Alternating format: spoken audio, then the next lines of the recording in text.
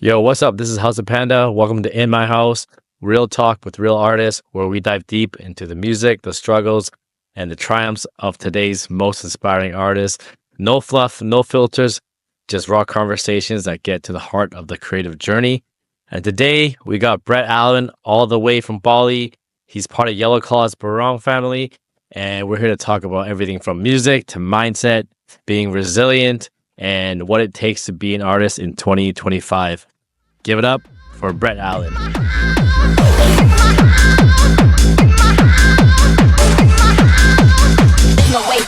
Yo, how's it going? Mate, yeah, in my house, first one live in the flesh. Yep. No remote.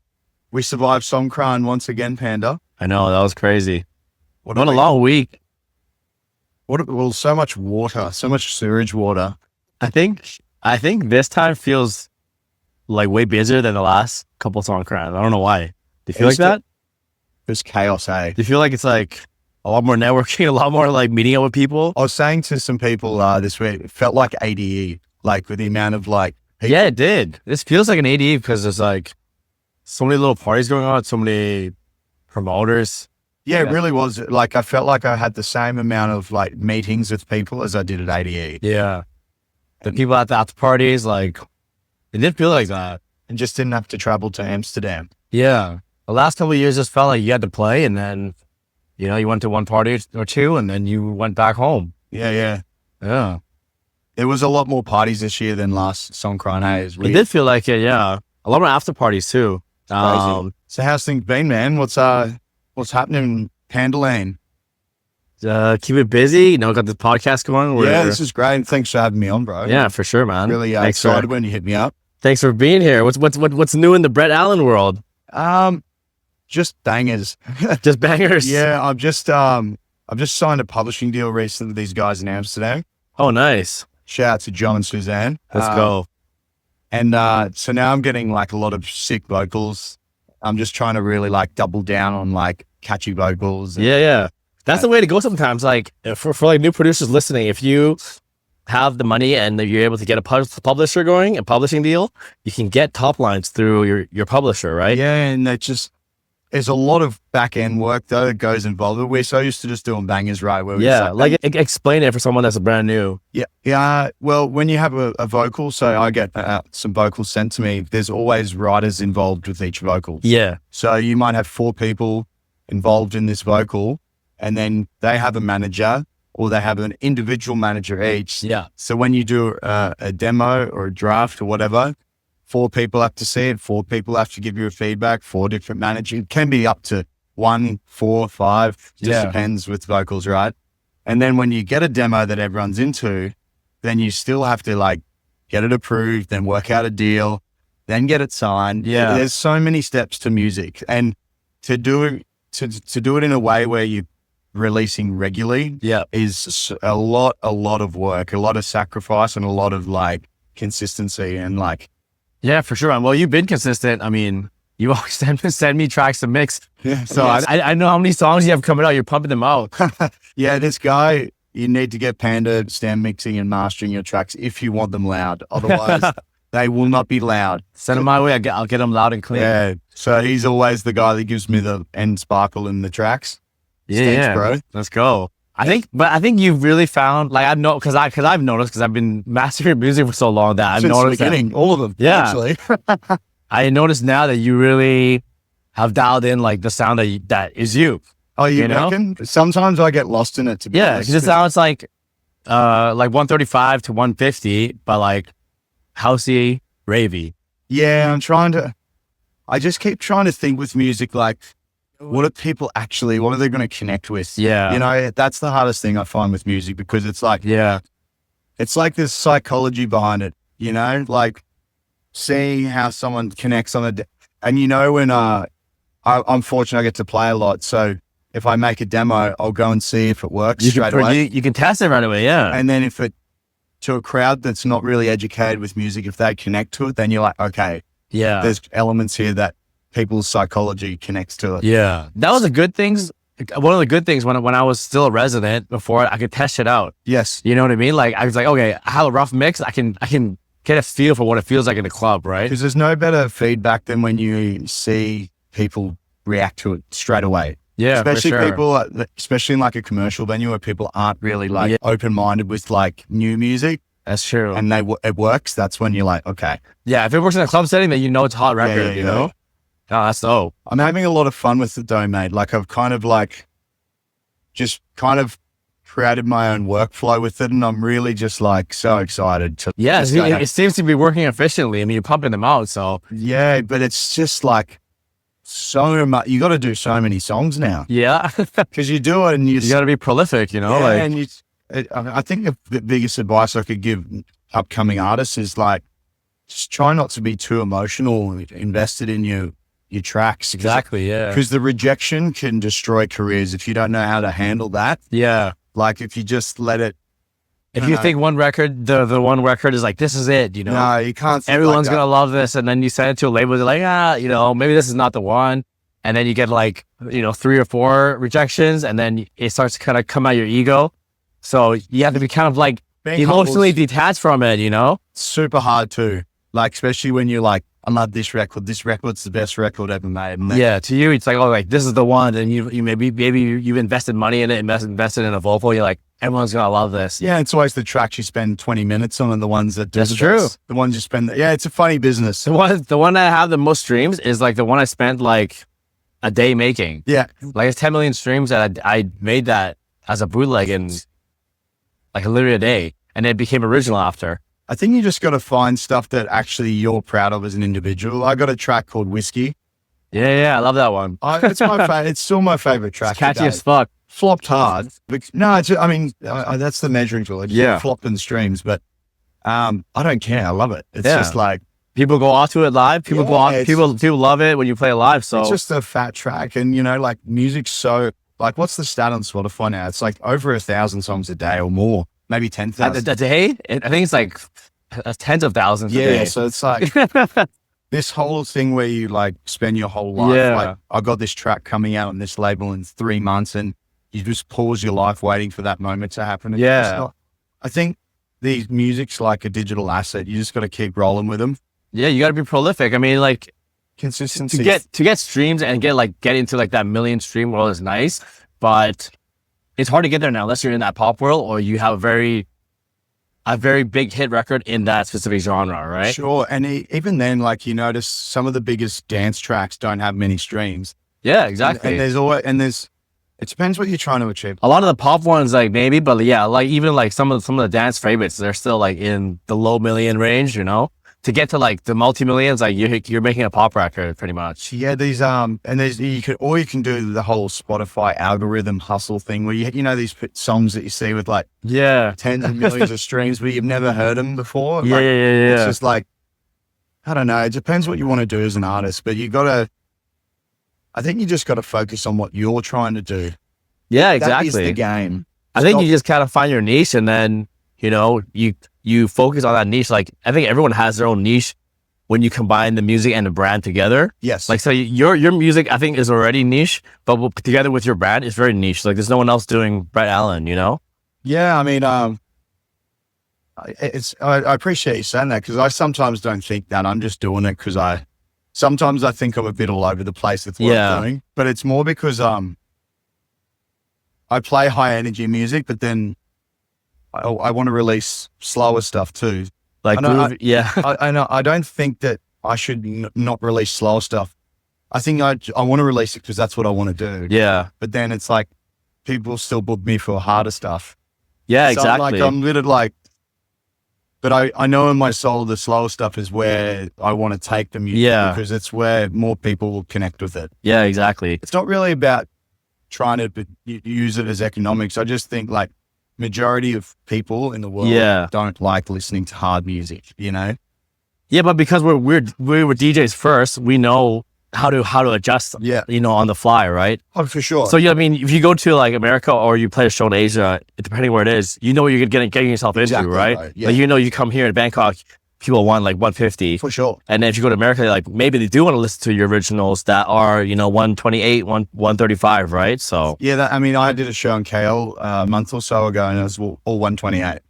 Oh yeah, there you go. See, You know, so it's like, just depends, you know. So like Songkran on the other night was 160 the whole way, you know. yeah, exactly. I was even playing everything plus 10 because it was too slow. Playing the move remix. I was like, why is this at 157? Yeah. Sometimes I'm weird with my tempos. I was like, damn. I don't know. It's just when I DJ, I just push the tempos. Actually, it didn't feel like it because I think you started that quick that it didn't feel that fast. No. But I looked at it and I'm like, fuck, play move at like 157. See how good podcasts are in Bangkok? We're getting coconuts. Yeah, we're already getting coconuts, ice Americano. What's happening in big Panda Land at the moment? Speed World. Right now, working on everything. Speed World, new music, planning some more events. Yeah, I noticed you just done the House of Panda jerseys now, which is sick. Yeah, I'm not rocking it right now, but fun fact, because I got blood on it. Oh yeah, tell me about that. Or should we not talk about that? We can talk about that. It's a good lesson for people coming out here to Southeast Asia or like any festival that's hot. Is don't overheat yourself. It does, and these, especially Songkran, it's like 35 degrees at night. Yeah, you know, humid to the max, 100% humidity.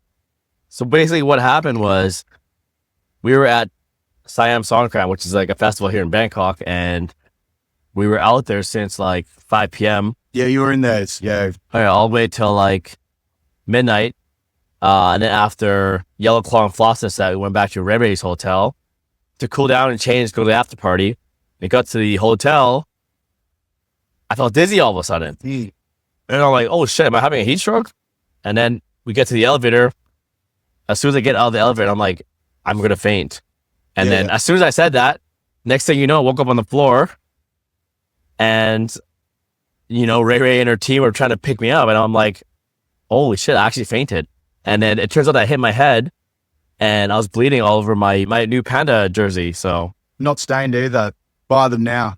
Yeah. You get a fresh one online. Blood proof. But yeah, lesson learned. Don't, if you feel like you're overheating, fucking go chill in AC or just Yeah, and Panda was being really sensible too, like just drinking heaps of water and, you know, if you're going to have an egg. Yeah, I don't drink. So, you know, I was just drinking water. Now we're on the coconuts. We were outside for so long and you're on stage jumping around and there's pyro and all that stuff, you know? Yeah, I saw you do, guys. You just dropped a track on Dimac. That's pretty dope. Yeah, we did. Yeah, Afterlife with Ray Ray. Shout out Dimac. Shout out Ray Ray. She was just here. She annoys me. She annoys you? Yeah. You guys fighting all week. I got to do a podcast with her too. And then I had too much tums. Yeah, you heard me, Ray Ray. I'm going to insert that clip in here. Yeah. No, I love you, Ray Ray. The Speed World's going well. I met one of your artists on the weekend, Oi from Korea. Cool. Yeah, Oi's here from Korea. He's really talented. Yeah, I listened to his stuff. It's sick. Yeah, there's not many like, I guess like full-on speed house producers now. Yeah. Except for there's a few in the label, but they're still weaving in and out of hard dance, hard style, and like speed and speed house. Right. Majority of the artists in stateside now for Speed World. No, they're still kind of all over. Like some in the States, some in Canada, a lot in Asia. Okay. Yeah, even got some people in Italy. So it's kind of all over. Yeah. And you're still getting many demos often for the label? Yeah, we're getting demos every week. Yeah, crazy. Yeah, so I can't I can't wait to check them after this because I haven't been on the demos this week being here, but yeah, we get a lot every week and we still try to do a release every week or every 2 weeks. Yeah. Just to keep consistent. Are you trying to, like, with the direction of the label, are you trying to do like quantity over quality or quality? No, quality first. There's some demos that come through and they're like not there yet, but we do have a compilation series for like really new artists. Yeah, good. And things that just aren't ready yet to be a like single release itself, then it'll hop on the compilation. Yeah, right. And that one's called Speed World Collective, Volume 1, 2, whatever. Yep. And how many tracks do you normally do with that?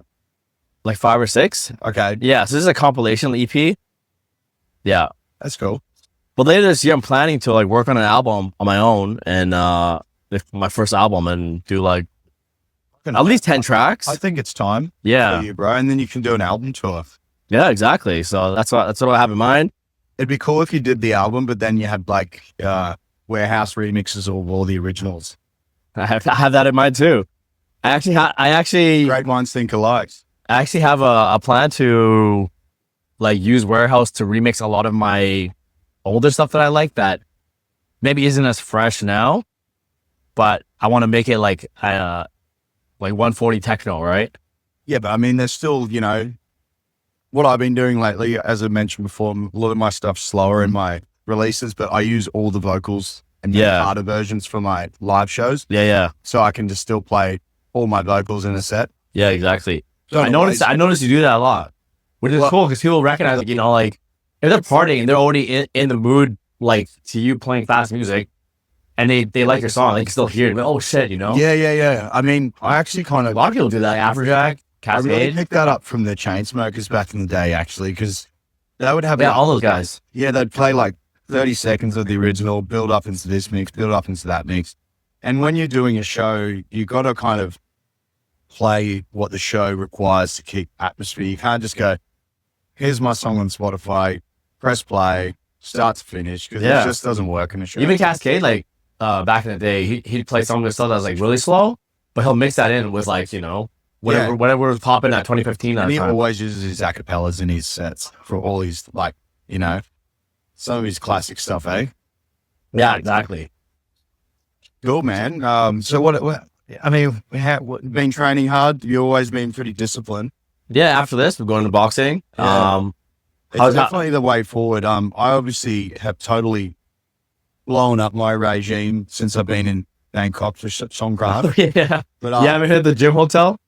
On day one, on Saturday, I did. Yeah. I went to the gym. Yeah. And since then, I've done nothing. Damn. Yeah, and I'm usually 5 days a week, fasting every day, treadmills. Well, you can have a vacation once in a while, you know? It's just one of those ones where, you know what this week's been like. Very limited sleep. I know. Broken sleep, bad sleep. I think last night was the first night I got like a full 8 hours sleep. Oh, what, 14 for me yesterday. Yeah, you must feel super refreshed. Super terrible. And it was after our Din Tai Fung the other night, I was just like, oh, that was so good.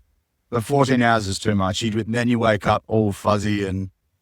Well, it shows that your body needs it if you didn't wake up to pee or anything. I guess where we're leading with this is how important it is being healthy and doing the business now. Like, and you can see the trends are happening everywhere. Yeah, everyone's getting healthier. Everyone's going keto or like has a diet plan or like their meal prep in.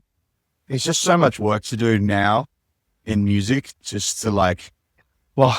You're not just I'm just catching up on shit now and I'm still got a bunch of stuff I got to do. Exactly how I feel, but like in 2025, you're not just making music and then sending it to a label, and the label is just posting like the cover art and your press photo, and then that's that. And you're going on tour. You have to like build a whole personal brand.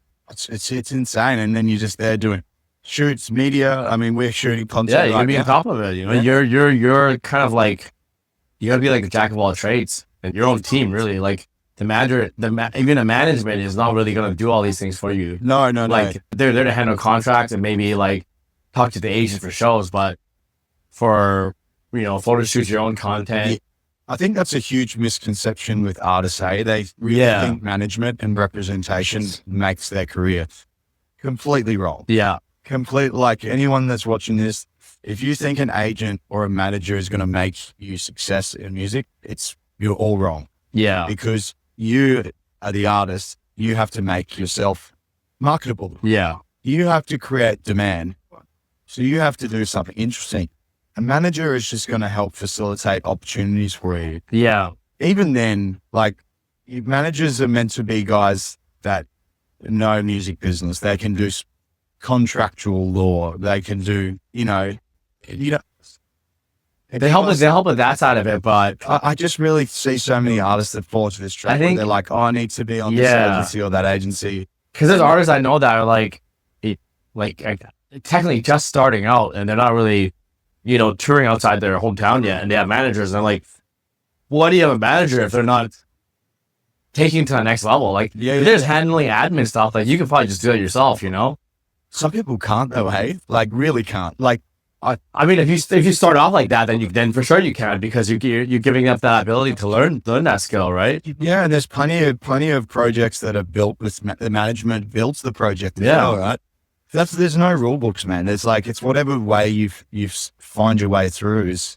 Like, only at this point, I feel like maybe I can consider like a full-time management. Like, I have like a part-time manager that might help me with like some contracting stuff, but up until now, for the most part, I've been doing everything myself. Yeah, I mean, maybe it'd be more of a strategical management, you know, like you have someone just manages you for America. Yeah, for sure. And then the rest of it, it's like, nothing, you know. Because if you can handle it yourself, you know, you might as well. And if you just sit there and complain to your agent, where are my gigs, that doesn't work either. Yeah, exactly.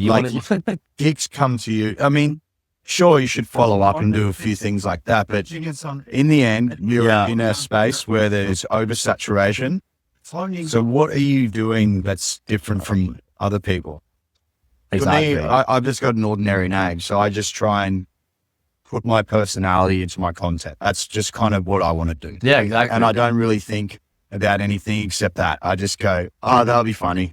And that's, yeah. I mean, if it's funny to you and you feel like that's real to you, you should just do it, you know, because I think like a lot of people getting to the point we're at now with content, everybody thinks like, oh, are people going to like this? Or is this cheesy or whatever? I'm like, just do it. Whatever feels right to you, you know? You're just going to do it. You know, you got to put out 1,000 reels to get one good one. Yeah. You know, like I like making, you know, like these podcasts, because where we talk about stuff and, you know, maybe we can provide information to newer artists, but I love it. Because when we started, bro, we had no information.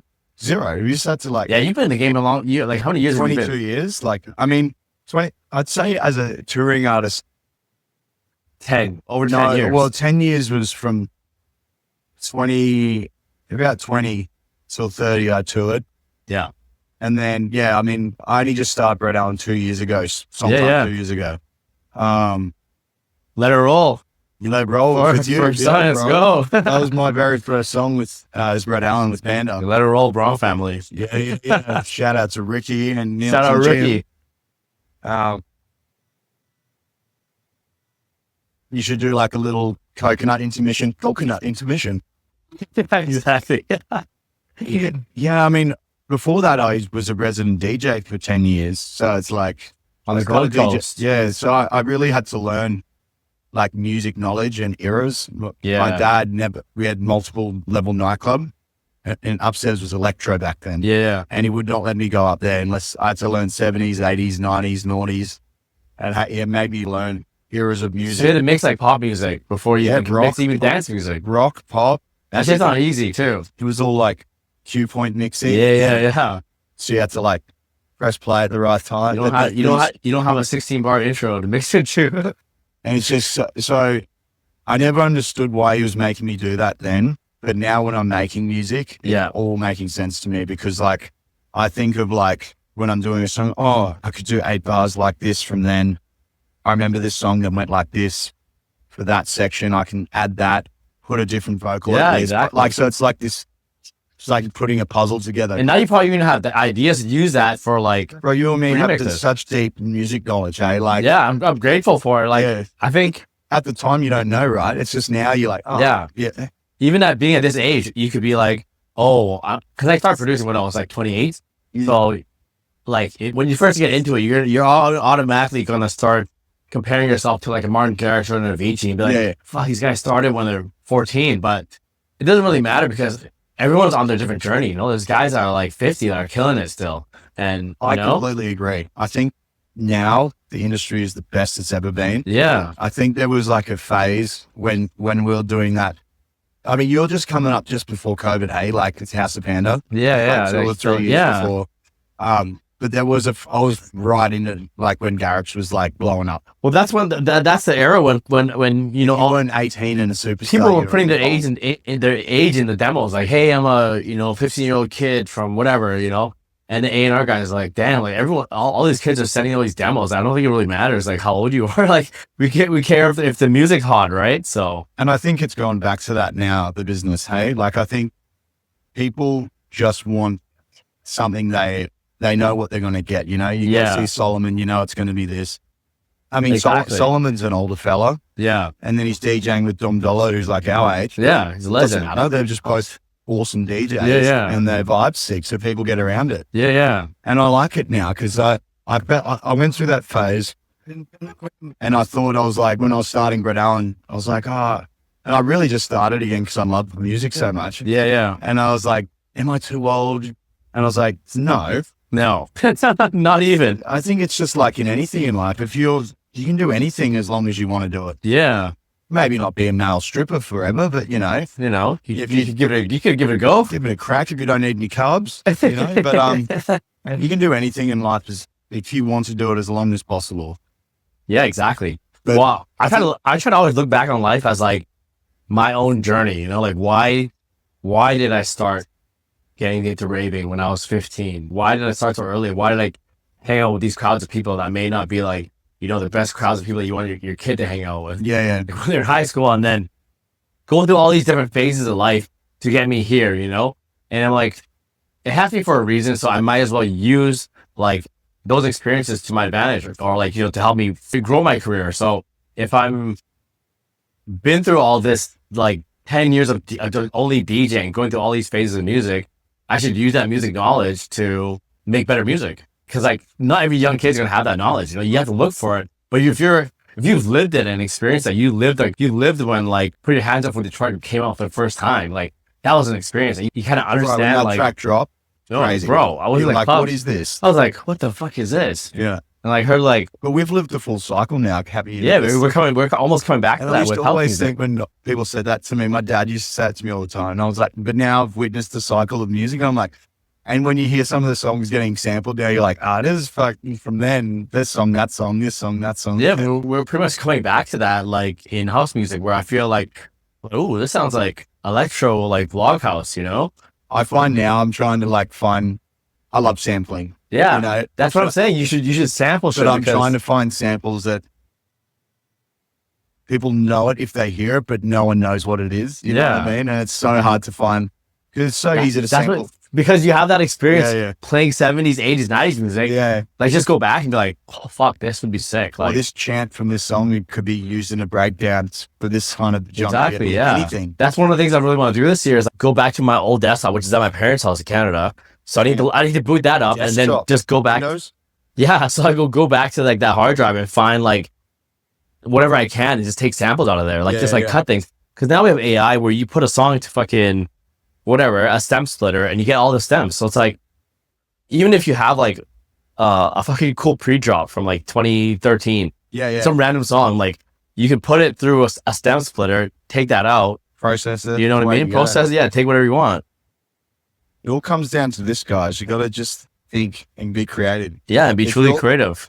You're better off taking risks and failing than just trying to replicate what's already out there. Exactly. I think originality is more loved more than ever, because we have this how do I explain, like this generation where everyone is just trying to copy trends, That's all they're doing. And then I used to do it with my last projects all the time. Like we try and just, and we never really had a sound because we just kept changing. We do huge bass now, do pop dance now, do this now, do that now. And it's like, then we were doing shows for ages, but we never played our music in our shows ever. It was weird.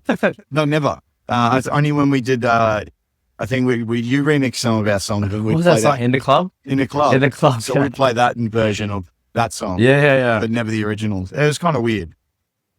Yeah, and especially with the rise of AI now where it can make music, but only make music based on an input it's been fed on, a history of whatever catalog. Being original is like, you can't replicate that. Yeah. So like being original is a superpower. Being authentic is a superpower now because you're truly creative and you can put things together that no one would think of. And that comes with experience too, I'd say, like you can't. That's why I feel good about being like. And I think as soon as you stop living with the timeline, you're happy. This pressure, like, who cares what someone else is doing? Who cares how many shows or how much money someone else is making? Who cares? Like, if you're enjoying yourself, you're already winning. Yeah. Like, seriously. Because it's not about how much money you earn, I'm sure there's artists that earn way less than Hardwell, but they're happy just, I'm glad just to be, every gig I get, I'm just grateful for it, you know? I'm like, exactly. wow. It's your own journey. Like, it's why they say comparisons, the thief of joy, and social media makes it very easy to compare. So, and every time I go back home and I, get a glimpse of like, oh, if I change what I'm doing, it's like, fuck that, like I was like being just normal. Yeah, I could go get a normal job and just live normally, but my soul would die every day. Exactly. Bit by bit. And then it's like, then you're like, oh, but the risks, there's no guarantees with what we do, right? No. But then there's no guarantees in life. So it's like, there's no guarantees in life, So it's except like, death and taxes. And taxes. Yeah. So you might as well take the risk and take a chance doing what you love, right? I mean, we're here getting paid to come to Songkran. Yeah, out here in beautiful Bangkok. So I think we're very lucky to do this as a living. And the world is such a big place. We just got to sit on our laptops and fight distractions, really. That's actually the biggest thing is, and that word sacrifice is what I'm talking about. It's like, I've been very, very, very good with it in the last 18 months. Yeah. I've learned a lot from you actually with the disciplines, like for real. Discipline's everything, man. It was hard this last few days because there's so many people I had to catch up with. Yeah. But now I'm like each day, like back into it slowly. It's also important to do the other stuff too. Yeah, you have to network. You have to network. But then I'm so used to being stuck on my computer doing 100 things. And when I'm out of my routine, I feel like everything's crumbling. Yeah, exactly. Because no. you're out networking, start worrying about these things. Like, oh shit, I need to finish this. I need to send that. I haven't prepared that. I haven't done this. I've got to send this. I've got to do that demo. Finish this, finish that. But it's important because all these things are, pieces to like the bigger picture, right? I think this is something that I wanted to talk about too, because some people only focus on marketing. Oh no, only focus on networking. Yeah. But they don't focus on the music. And I always say, like, I understand that content and social media and network is huge right now, but music has to come first. You know what I mean? You can't have shit music and then just have the craziest networks. Because I know people that have huge networks, but the music isn't there because they haven't put in time in the music and they haven't gotten real with themselves, like, to be like, this is not great, Yeah, I mean, like the music is not there, and you have all these people, but like they're not gonna book you just because you're their friend. Like they might give you like, you're never gonna build something real. Yeah, when you have that. See, I've got a lot of network I've built over the years, but I've never kicked down the doors asking for things. Yeah, so I kind of like they're familiar with me. They know you kill it live. They know you can perform. You have good music. Yeah, but if you don't, so you got to have a good. You can't just know someone and go, hey, just because we had beers with you, exactly. Like you got to be like, nah, it's cool. I mean, Ray's the same. She has a great product, Yeah, you have a great product, though people will book you. So your product is number one. Exactly. Music, I'd say if you had to choose three, it'd be music, content, then networks, not network, music, content. Yeah. Like those two. The music always has to come first. I kept thinking to myself with Brett Allen, because I've really doubled down on my content. I generally just want to make people laugh. Yeah, it's great. Suits your personality, right? So I'm just kind of like, and I see DJs all the time and I'm like, why would someone want to book you? Like, why? Yeah. Like, I am a DJ. Cool. I play at Tomorrowland. Cool. Like, but anyone, and the market's so strange now, right? I don't know if it is, like, I'm usually in Asia all the time, but the market's really weird. Well, in the US, it's all the hard ticket events, right? How many hard tickets can Which you sell? means you're legit and have followings and there's no faking it, right? You need people to buy tickets. Like, you can't, it's like, oh, well, I'm friends with this DJ and this promoter. And yeah, you might play like, the opening slot when doors open, but like, are you going to be that person forever? Like, you want to eventually be headlining. So like, headliners need to have music. Like, they do, yeah. You need to have hits. You need to have a strong brand. You just got to be consistent, bro. There's no like, and again, it's just going back to the timeline. Don't put the timeline. Don't live by it. Like, just fuck it. Who cares? As long as you feel like you've grown, if you feel like you're growing, that's all that matters. Yeah. And you're moving forward, not going backwards. And even if you are going a little bit backwards, who cares? Keep going, and you just got to be consistent. That's how life is. It's almost like, it's almost like a fucking sine wave. You have your lows and you go higher, and you go have your lows and you go a little bit higher. I'm so unemotional with my content. Like, I'm like, I think it's funny, post it, flops. I'm like, oh well. And then I'll post one that I don't think is as good. It'll go really well. I'm like, oh, well, fuck. What? Yeah, you're gonna be completely detached from it, right? Yeah, it's just a numbers game. Yeah, it's strange. I think I've just learned this from doing it so long. So I just that's my perspective on the business. Yeah. And when DJs start saying that they're popular, is the ridiculous. It's like, you are not meant to tell people you're popular. Yeah. They tell you that. That's And what you anyone that's not selling, like, Knock 2's popular. You know what I mean? Yeah, Like, you know what I mean? Like, he doesn't have to say he's popular. they just sell out concerts. Like, Yeah. they're popular. And you don't even need to talk about it. You just do your thing and do your craft. And Exactly. that's it. It's really a simple business. That's why you don't need to network with everybody too. That's why even someone like me, you know, I'm pretty introverted. Like, I don't feel like I need to always network all the time because, you know, I would rather focus on bettering my craft first. And those networks are always going to be there, right? 100%, mate. And But of course, it's a balance of both. yeah, everyone's got a different path too, man. You know, like, you know, it's a strange business. Trying to explain it to someone is very hard because unless you like done it a bit, that's why when we talk to older artists, you can really like relate on certain things. Yeah. They understand the travel, sacrifice, exactly the situation. Like, because we all lived a similar life, right? Yeah, exactly. And then I think if you haven't done it for a while, you don't know what you're getting yourself into, right? Because you have to like touring. Like, the touring thing is not all like glitz and glamour, it seems. There's a lot of moments where, you know, you're super lonely. late. Yeah, it's super, like, you have to deal with loneliness. If you don't have a team, you miss flights or, you know, flights delay. You got to deal with all these things while you're on 2 hours of sleep. Yeah, So you have to really love it, you know, and not everybody's cut out for that. definitely not, man. And and not living a normal life. Like, No. I don't see my friends' kids grow up. I don't get invited to anyone's parties. Yeah. So, I just not part of anyone's life, really. I go back home once a year to catch up with everyone. And that's my kind of like involvement in everyone's life. Yeah, you really got to be okay with that. And yeah, I mean, people learn though. I mean, I've seen people tour and then decide it's not for them. They'd rather be in the studio, have a quiet life. But I love performing and you love performing. I love it. You know what I mean? Because we grew up as DJs, so we both love the live experience. And there's nothing that fuels my soul more than playing a show and having people react to my music. It's the best, bro. Hey, You know what I mean? Like, and that's why when you do festivals and you get the delayed scream because the crowd's a bit, bro. Yeah. You drop it and then it's like, there's nothing that beats that. I love it. Yeah. I don't think I could ever get sick of it.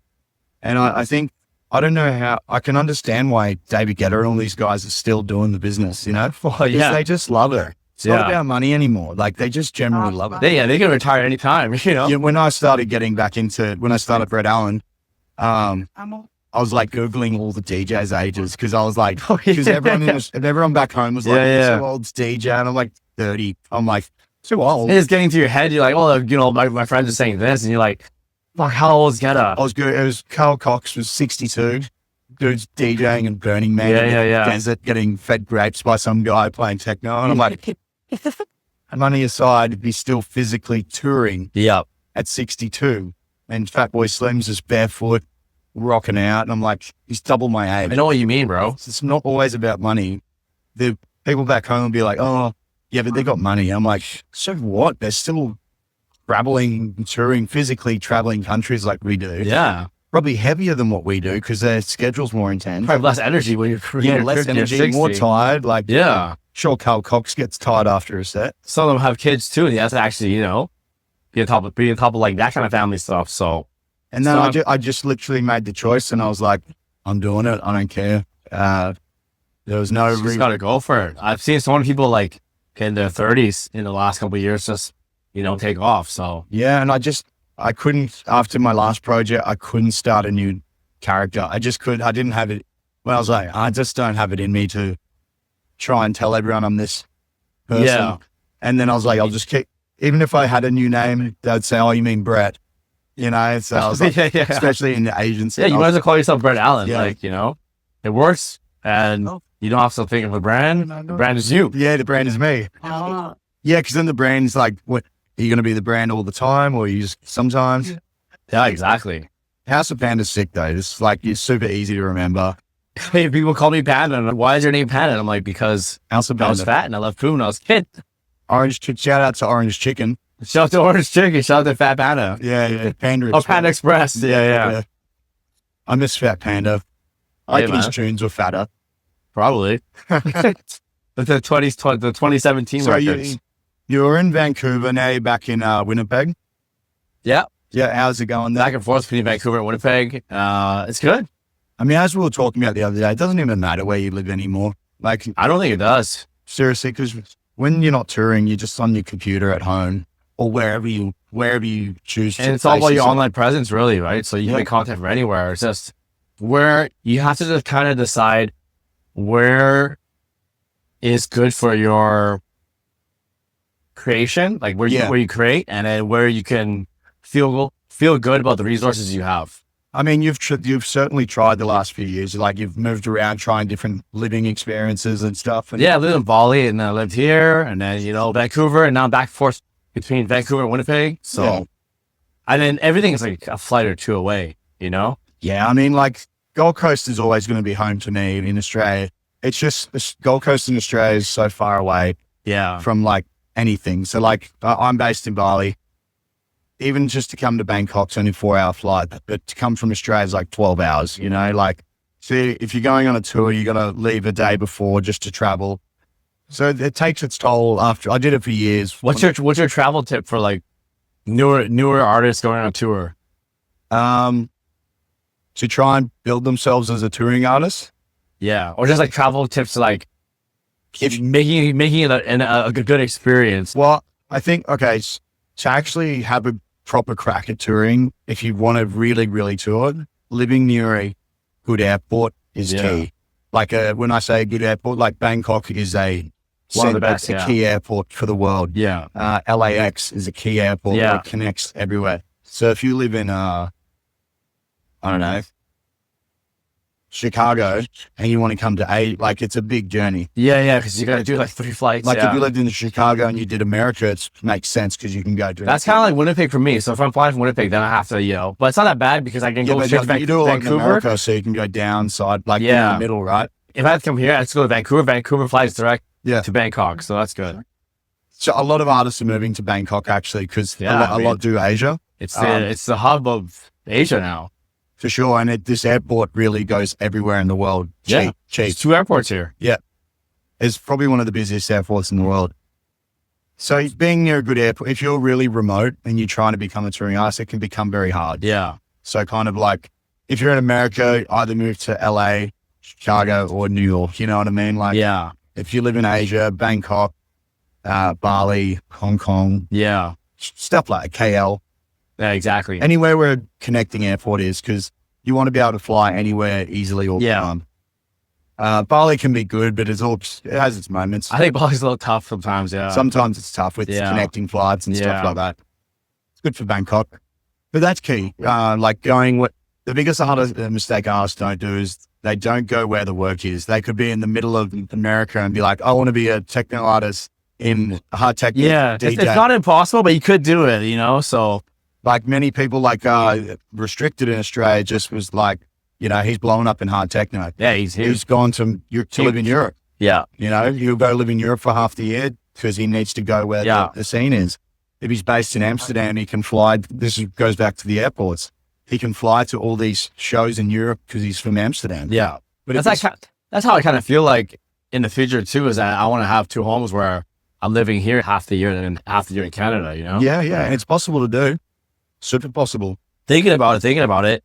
Yeah, I mean, Bangkok's just awesome. What a city. Yeah, it's beautiful here. But you got to be careful when you're touring too, that you don't, like, if you do a lot of shows in Bangkok like you do, you don't want promoters to think you live here as well. It's like a catch-22. Yeah, that's a weird thing that artists don't realize. You did well with it. You actually managed to surf through it fine. But it's a funny thing when you perception, live. Yeah, it's a perception thing when you live somewhere. But you're a touring DJ and you travel as DJ. But when you live somewhere and people see you enough times, it's like a human psychology thing. When they see you all the time, they know you're available. Then suddenly your not demand, as special, right? Yeah, your demand is not as special. It's weird like that. super weird. The only place that doesn't work is LA. Because if you live in LA, everyone lives in LA. That's like, like, so you don't get the local treatment there. yeah, It's just whether you sell tickets or not, right? yeah. But every other city, it seems like that. I feel like America, I mean, I've never really paid much attention to the market there. I know the upside of the market there though, but yeah, I just have no interest unless I have a song that connects there. I think you will soon. But like the idea of America's cool. Yeah. But like I'm just not going to go over there and try and hustle it like I did in Asia. Yeah, you're not gonna move to LA and just And try and just do gigs. yeah, exactly. And work my way up. No, You got something. I mean, the market's worldwide now. You can be living anywhere and fly to wherever you need to be for shows, right? Odd Mob's from Brisbane in Queensland, like just above Exactly. where I'm I'm from. also from He Australia, let right? music go in, blow up there, and now he's just crushing America.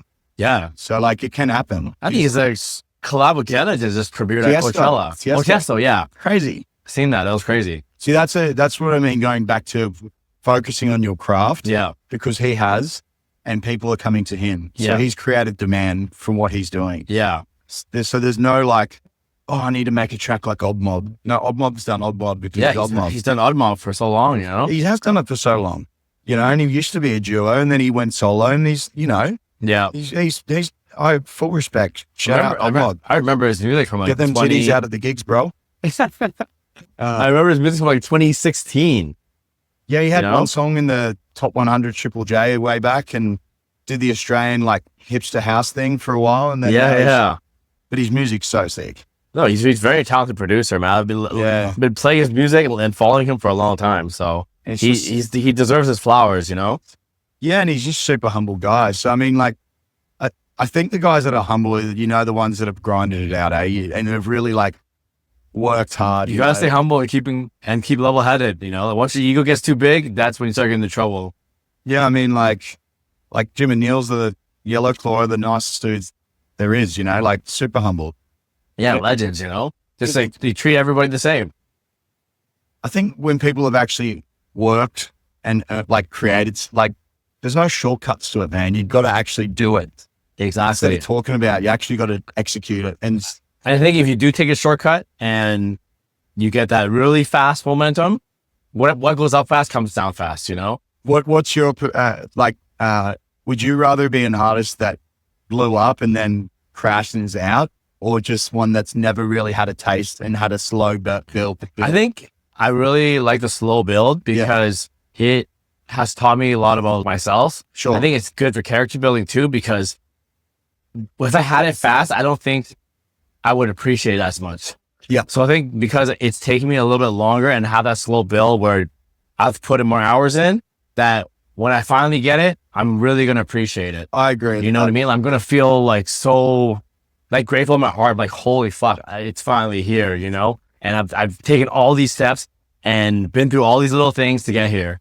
But I think if it was just like one song that was like, boom, I don't think you appreciate that as much, because every level is like a new comfort zone, right? And then you just get comfortable with that lifestyle, but like it didn't have this much hardship to get there. You know what I mean? Yeah, I would feel like I'd rather have never had a full taste of the top. Yeah. Then the rest of your life, you're like, like, Then everything else sucks, because if you go back down, for being in that it's- position where you have to back up this like random viral TikTok hit, exactly. and you got all the pressure. It's very rare that people do back it up, and then it's like just this roller coaster down, and it rarely goes back up. And everyone likes giving you their opinions on what you should make with music, eh? Yeah, exactly. Like, I just think you got to make something that people will connect with straight away. It's that Yeah, simple. I think And whatever that version is of what that means to you. Yeah. That's kind of how I've always been too. It's I've been like a rebellious kid, so like when people give me advice, it's very hard for me to just like listen to it unless it feels like right in my heart. And I'm like, well, if thanks for the advice, but like if I really trust my intuition, because it's You're never a wise man. Yeah, it's never done me wrong. So, but people give me advice, just take it with a grain of salt. Like, I appreciate it, but at the end, I have to trust my gut on what I want to do. That comes with experience, though. Yeah, Living exactly. To understand what intuition means. So when you meet someone, you're like, nah, this guy's not right. Yeah. You know what I mean? And that comes with age and experience, because that, if it's intuition or if it's your your mind trying to play tricks on you. Because the intuition is it's like a knowing, It's like it almost defies logic if you try to think about it logically, but you're like, I know in my gut that this is the right thing or the wrong thing. That's why I really trust my intuition. But, yeah, no, you've always been cool like that. Sure. Yeah, before we wrap up, I always ask my guests, like, what advice would you give your younger self? I wish I learned. I spent a lot of my previous project partying and stuff like that. Oh, yes. I feel you. Sometimes too much, but like, I guess I was just, I was young doing it. I was like definitely have no FOMO in life now. That's for sure. It's better to get out of your system younger, right? I just wish the way I operate now, I just wish I had the knowledge 10 years ago. Yeah. Because how I'm running shit now is like, oh man, I really would be probably somewhere. I've just kind of started again. Yeah. Literally started, like I couldn't resolve my last project. So I just literally started again, clean slate. But like, I didn't have to go that far. I just wish I had this discipline now as I did back then. Yeah, for sure. I mean, a lot of people would think the same, but I just really I had to do school of hard knocks with this business. I never had any managers. I'd done everything myself. Never had any. So I've had to make every mistake there is. Yeah. So, but it made you who you are. Yeah, I guess so. Master number 33, right, bro? There you go. Yes. I mean, if I was to more disciplined in my health, not drinking, I really try and not drink so much now. Like only if I'm like, have to. Just coconuts and espressos. I drink way too much coffee though, but we do. Yeah. I mean, gotta have something. And I'm just have so much, I don't know, I'm just having a lot of fun now because I do my own project. Everything that now I know my ideas are limitless. Yep. And if I want to do it, I'm like, oh, I'm going to try this out, see what happens. Oh, I'll try this out, try that out. Don't have to get approval on anything. And I think being creative, you can't be seeking approval from things. You just got to do things. Yeah. You just got to do it. What about yourself? What advice I'd give my younger self? Oh, what would, I never had the question reversed on me. You went harder than me though, eh? Like I went pretty nuts, but I reckon you were more rock and roll than I was. Yeah. I reckon so. It's kind of weird though. Like I feel better now than I did 10 years ago. Yeah. Like, more energy. I'm leaner. I look younger. When you're sober, you're taking care of yourself, I think your age and your actual, like call it biological age or your physical, like your internal clock. Yeah. Is going to be different, right? Mate, have you seen Mark MK, Kitchen? Yeah, dude's like 47. No, he's in his 50s, bro. And he looks like he's like 35 or something. He's so young. He looks after himself. Legend, bro. Legend. You're my idol, bro. Keep any of these guys that look amazing at that age. I'm like, respect, dude. Like it, and you can do it. You just got to want to do it. Yeah. You got to want to. And as soon as you say the word, I'm too old, do not talk to me. Yeah. That word gets brought up around me. I'm like, go away. You just got to keep going. I mean, the only advice I would give my younger self is, don't listen to anybody. I would just say, trust your gut more, because that's how I learned my intuition when I was growing up. It was like, I would take a lot of advice and something internally, I would feel like I didn't feel right about it, but I listened to it anyways because I respected somebody or I felt like I had to like logically think it out and oh yeah, this sounds like the right decision, and it wasn't, right? So, and I think again, just to reiterate, like with an artist coming up, just do your thing. Exactly. Don't try and go, oh, I'm going to make a Knock 2 song or this song, or like, just do whatever it is you're trying to do, because no one's going to notice you if you're just doing something that's already existing. Really, and it's so easy to say it, but to do it's two different things. Just be you. There's only one you in the world, so if you want to stand out and be interesting, that's the only way you can do things. There we go. There you go. I think that's a good note to end on. Appreciate you, bro. Thank you, bro. Brett Allen. First 360 podcast, eh? Yes, sir. This is Brett Allen. Thanks for having me, Panda. That was in my house out here in Bangkok. Songkran week. Thanks for having me, bro. Let's go.